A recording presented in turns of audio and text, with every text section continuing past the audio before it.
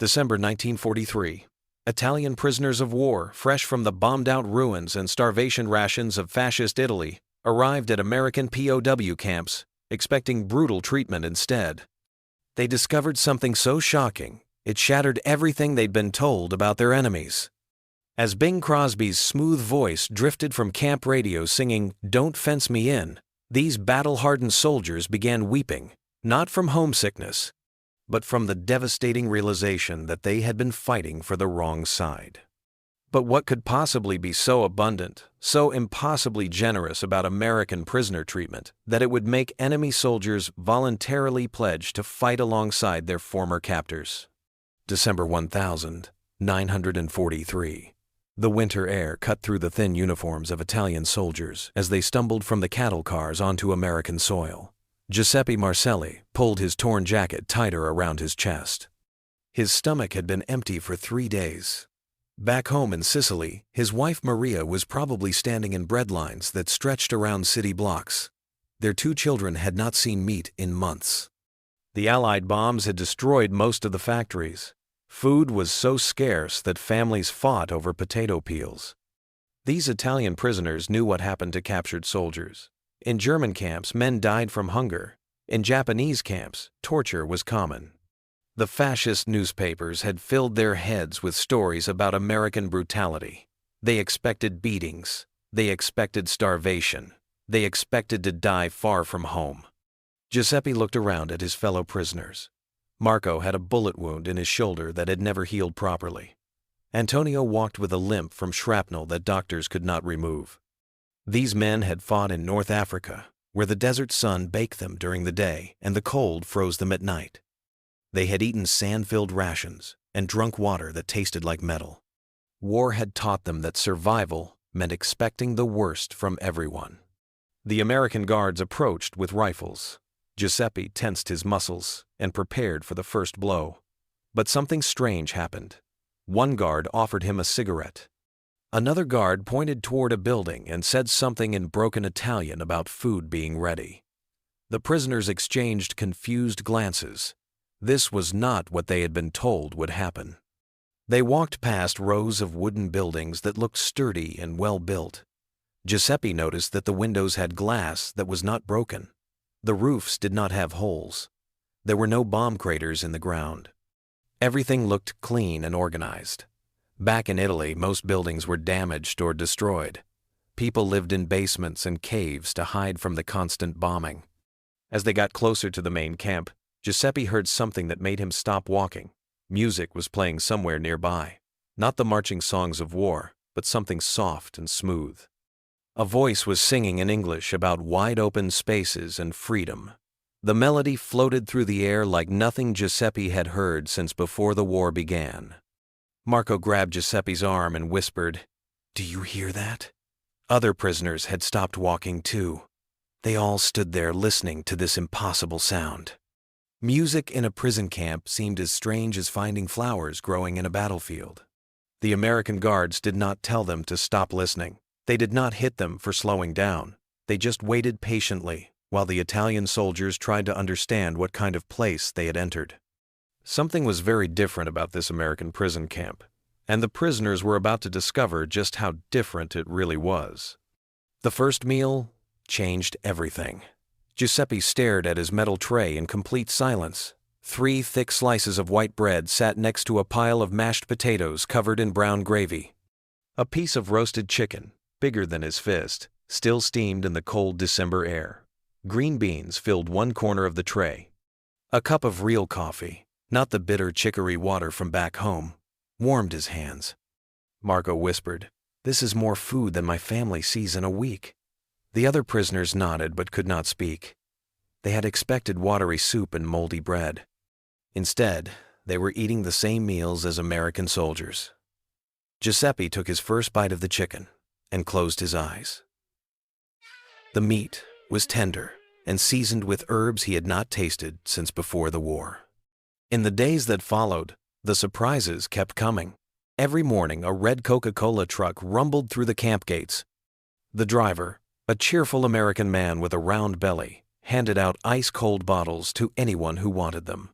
Giuseppe had never tasted anything like Coca-Cola. The sweet, fizzy drink seemed like liquid magic. Back in Italy, even water was sometimes hard to find. The camp had a library with hundreds of books. There was a gymnasium where prisoners could play basketball and lift weights. Men who had been starving just weeks before were now gaining muscle and weight. The barbershop gave free haircuts every week. Clean sheets appeared on their beds every Monday morning. But it was the music that amazed them most. Every evening, that smooth American voice filled the air. The prisoners learned his name was Bing Crosby. His song "Don't Fence Me In" played over and over from radios in every building. Giuseppe found himself humming the melody while he worked in the camp kitchen. The words were in English, but somehow the music spoke to something deep inside him. One afternoon, Giuseppe watched through the fence as American families drove past in shiny automobiles. The cars were bigger and newer than anything he had ever seen. Children in the back seats wore thick winter coats and held toys. Their faces were round and healthy. These people had not missed any meals. Antonio pulled Giuseppe aside and pointed toward the camp office. "Look at all those letters," he said. "Mail sacks taller than a man sat, waiting to be delivered to prisoners." Giuseppe had received 4 letters from Maria in just 2 weeks. The American postal system worked better than anything in wartime Italy. That night, lying on his clean mattress under warm blankets, Giuseppe listened to Bing Crosby singing about wide-open spaces and freedom. He thought about the abundant food, the kindness of the guards, and the prosperity he saw everywhere. A terrible question began forming in his mind, one that would keep him awake for many nights to come. Christmas morning arrived with 6 inches of fresh snow covering the camp. Giuseppe woke to the smell of roasting turkey drifting through the barracks windows. He pulled on his boots and walked outside to find something that broke his heart and mind at the same time. The Americans had prepared a feast that looked like a dream.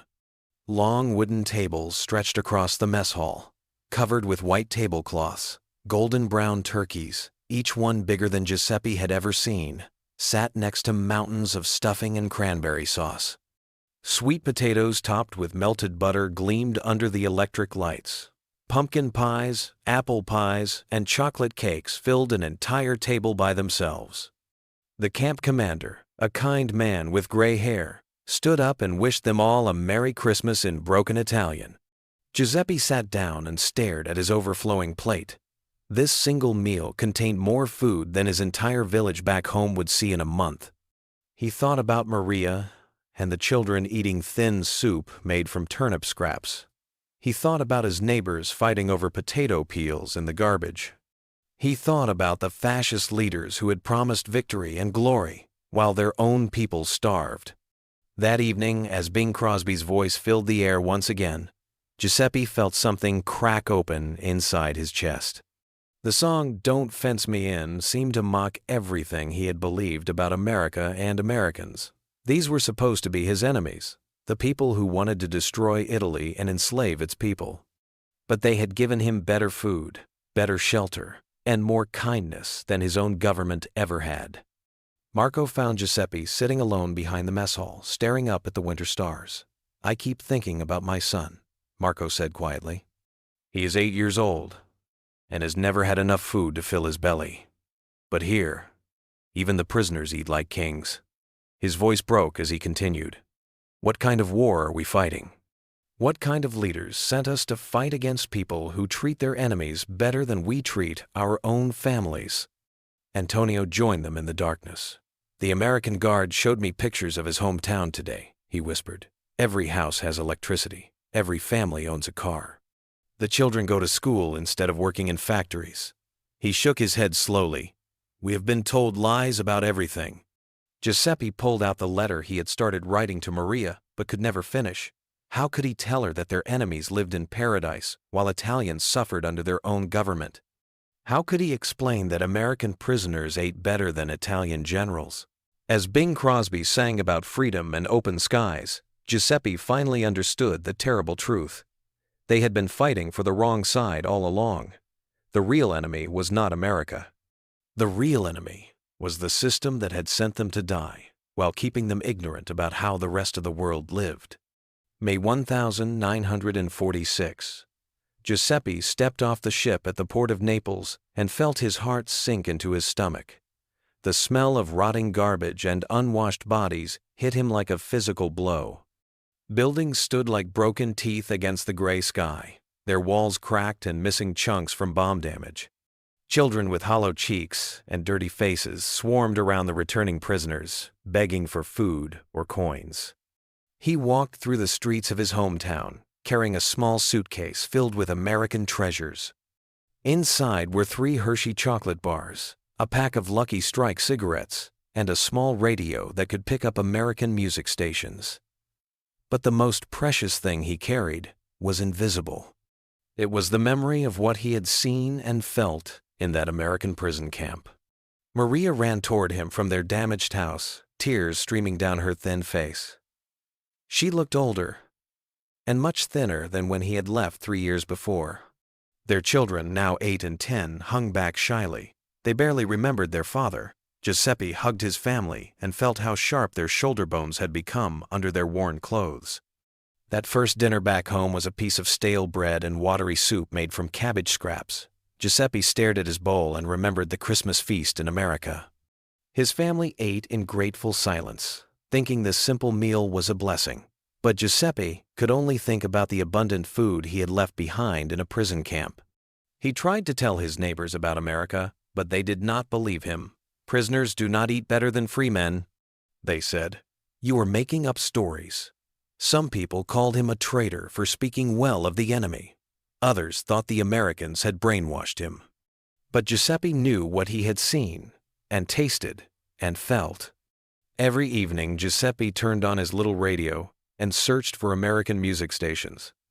When he found Bing Crosby singing "Don't Fence Me In," he closed his eyes and remembered clean beds, hot meals, and guards who treated prisoners like human beings.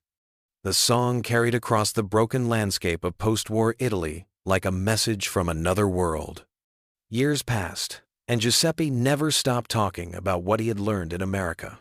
He told his children about a country where even prisoners lived better than most free people in Europe.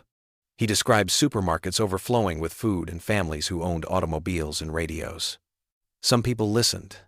Others laughed. But Giuseppe knew something that his neighbors did not understand yet. The war had not just been about winning battles or conquering land. It had been about 2 different ways of seeing human dignity and possibility. In America, he had discovered that abundance and kindness were not just for the wealthy and powerful, they were for everyone, even enemies. The greatest victory America had won was not on any battlefield. It was in the hearts of men like Giuseppe, who returned home carrying the seeds of a different dream about what human life could become.